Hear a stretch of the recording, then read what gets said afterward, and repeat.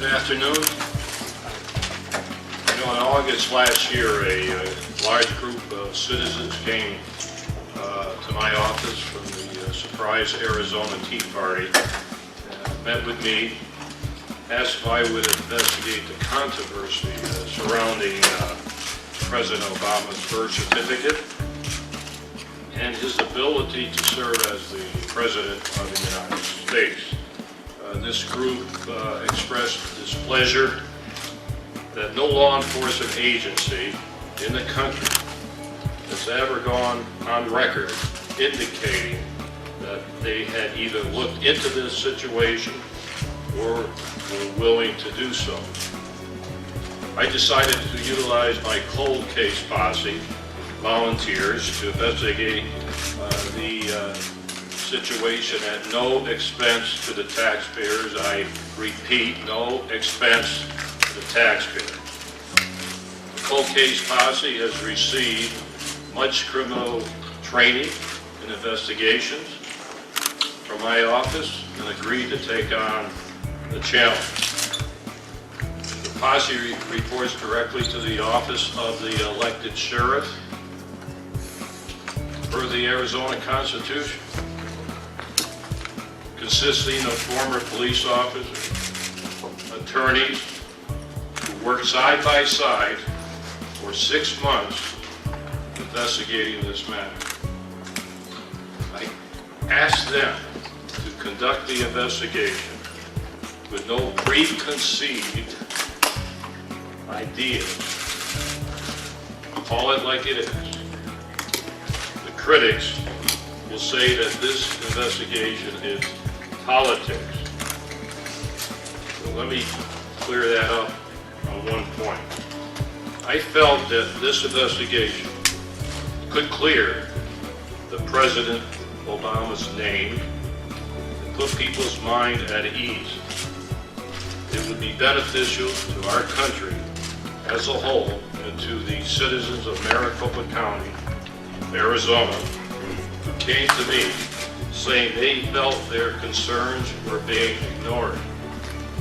The investigation focuses on the electronic file, you'll see, that was presented as President Obama's long-form birth certificate to the American people and to citizens of Maricopa County by the White House in April of last year. The investigation then also led us to a closer examination of the President's Selected Service registration card. On close examination of the evidence, we are prepared today to say we believe probable cause exists indicating that forgery and fraud may have been committed, not only in President Obama's long-form birth certificate, but more disturbing evidence suggests that another fraud may have been committed regarding his Selected Service registration card.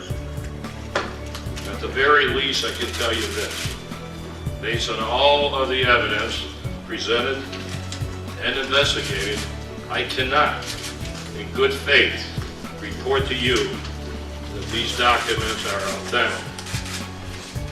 My investigators believe that the long-form birth certificate was manufactured electronically and that it did not originate in a paper format as claimed by the White House. How we came to that conclusion will be presented to you by our lead investigator, Mike Zula. Good afternoon. My name is Michael Zullo. I am the lead investigator for the Maricopa County Police Posse. I want to give you a little background real quick, and I'm going to move into some videos that we made. I am going to ask for your forgiveness. The videos we're going to show you today are drafts. The final copies failed to arrive this morning. We have some typos. Please excuse the spelling mistakes. Going back to the sheriff, just to inform you, when the sheriff commissioned the cold case posse to look into this matter, the sheriff advised that he had no prior knowledge of this information, didn't know whether or not an offense had been committed, didn't even know whether this was in his jurisdiction or not. Rather than using taxpayer dollars to go on a fishing expedition, the sheriff commissioned the posse.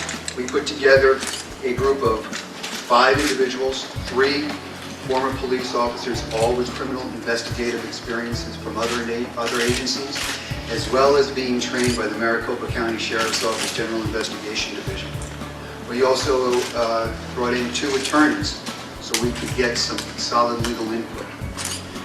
Going forward, our methodology was to look at this document and validate this document.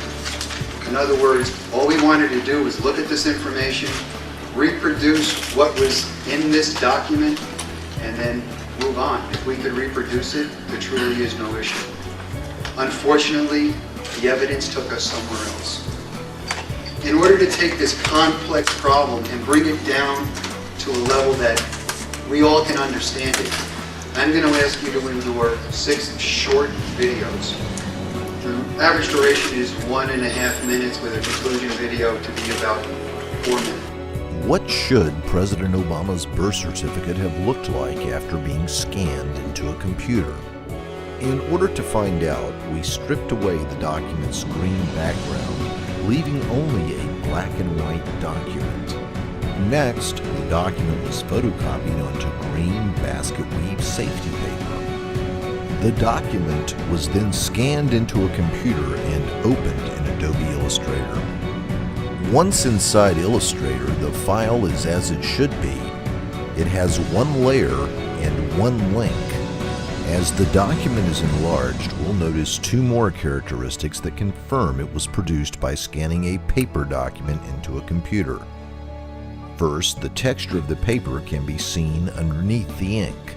Secondly, the image noise is consistent throughout the document as we scroll from top to bottom. So to recap, we have 1 layer, 1 link, and noise that is consistent throughout the document. So why didn't the birth certificate file released by President Obama behave the same way? Can the anomalies in President Obama's birth certificate be explained by the use of OCR software, or perhaps by the fact that the document was optimized prior to being released? We'll explore these possible explanations in a moment, but first we'll take a closer look at President Obama's birth certificate.